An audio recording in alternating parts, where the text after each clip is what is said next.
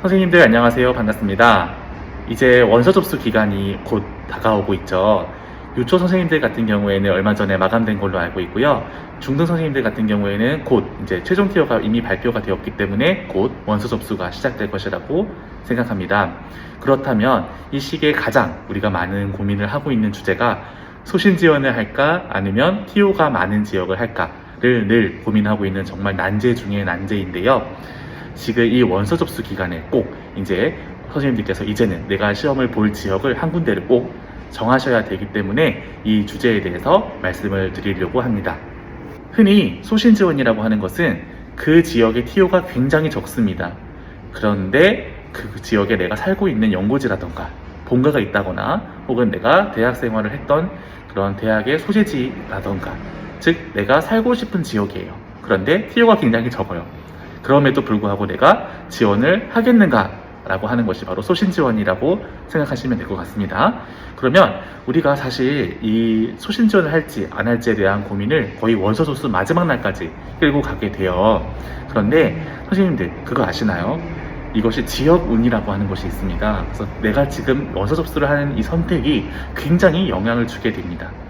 우리 임용시험은 선생님들께서 잘 아시겠지만 허수가 별로 없어요. 그래서 1년이라는 그 기간 동안 웬만큼 공부를 하고 그리고 교원 자격증이 있는 분들만 볼 수 있는 시험이기 때문에 허수가 크게 없습니다. 그래서 다들 실력이 쟁쟁하시고요.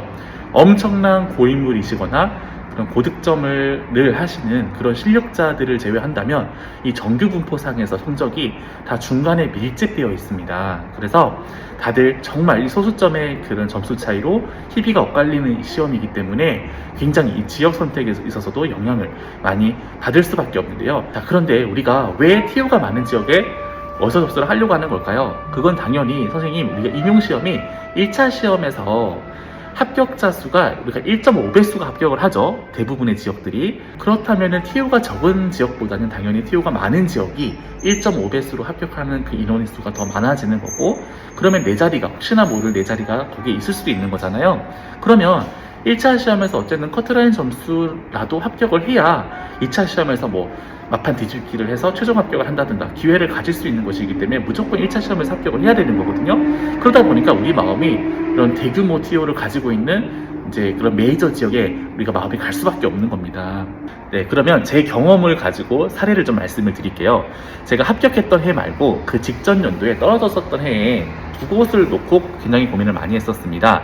제가 광역시에 이제 연고가 있거든요. 제가 거기서 이제 살고 있었어요. 그래서 그 광역시의 시험을 볼지 아니면 이제 모두가 다 이제 로망을 갖고 있는 이 수도권 그리고 뭐 지역색도 없고 다양한 출신을 이제 선생님들께서 모이시기 때문에 좀 뭔가 좀 분위기도 괜찮을 것 같고 한 이제 경기도 이렇게 이제 두 군데를 놓고 굉장히 고민을 마지막 날까지 했었던 기억이 있는데요. 그런데 결과적으로는 제가 이 홈그라운드 지역에 원서 접수를 했거든요. 그리고 시험을 받고 결과는 떨어졌습니다.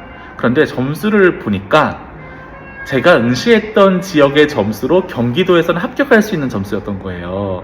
경기도를 또 제외하고도 한 몇몇 군데 지역에 17개 시도교육청 중에서 이제 한 4군데 정도에 합격할 수 있는 점수였는데 어쨌든 제가 저의 선택이었던 거죠. 누구를 탓할 수 있는 상황이 아닌 거죠. 그러면서 제가 이제 또 한 해를 또 공부해야 되겠다는 결심을 하면서 다짐했던 건 뭐냐면 올해 시험은 이 17개 시도교육청 중에서 4군데에 합격할 수 있는 점수였지만 내가 애초에 지역 선택도 중요하다고 하지만 이 17개 어느 지역의 시험을 보더라도 합격할 수 있는 점수를 만들지 못한 내 잘못이다.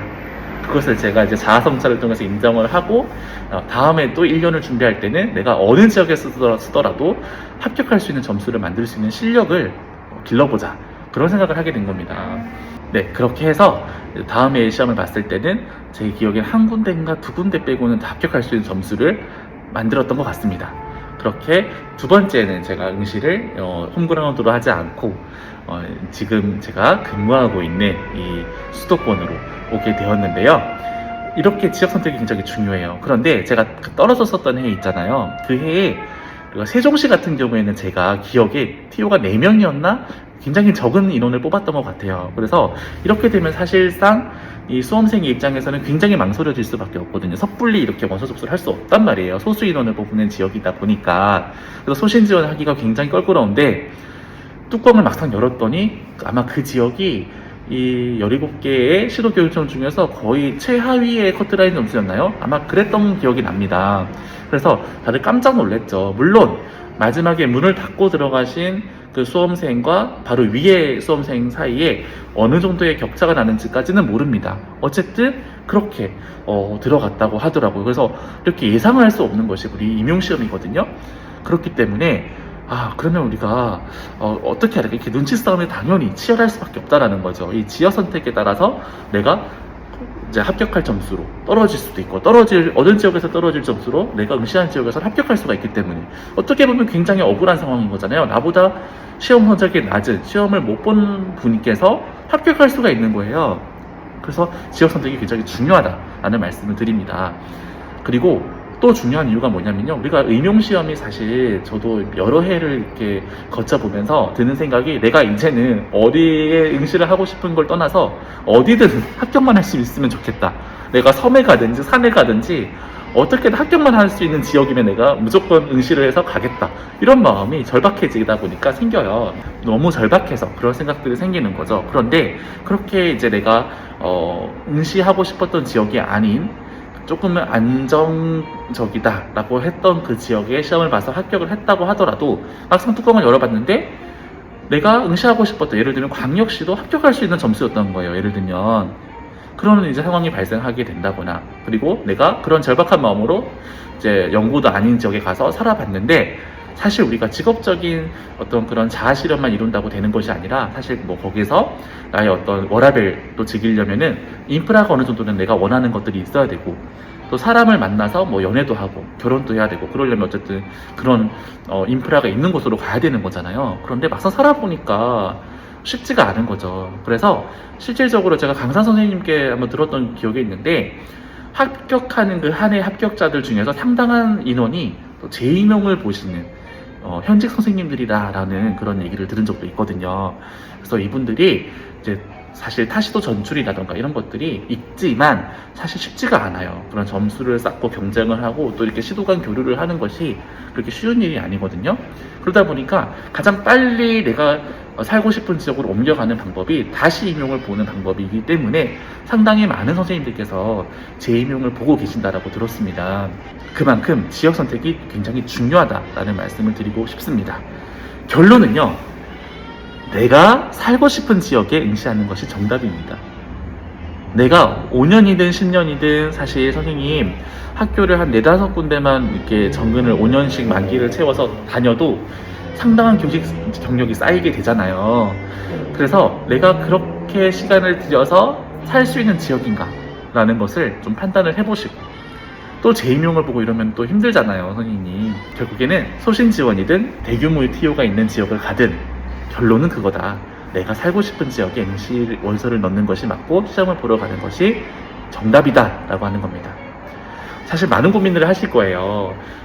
깜짝 놀랍니다. 4일차까지도 경쟁률이 평이해서 안심하고 있었는데, 사실 이제 5일차 마지막 이제 마감된 최종 경쟁률은 마감이 되고 난 후에 그 다음 주에 나오잖아요.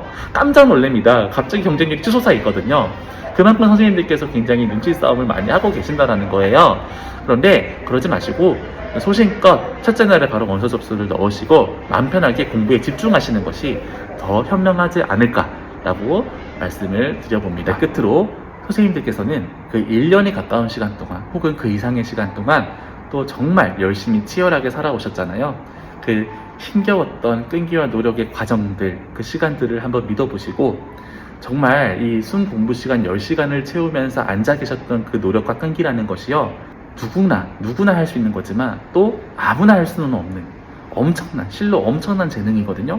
그 힘겨운 그 시간들 동안에 선생님들께서는 엄청난 재능을 가지고 계신 이미 훌륭한 분들이시라는 거 말씀드리고 싶습니다. 남은 기간 동안 이 환절기에 건강 유의하시면서 임용시험 끝까지 또 최선을 다해서 마무리하시기를 바라겠습니다. 감사합니다.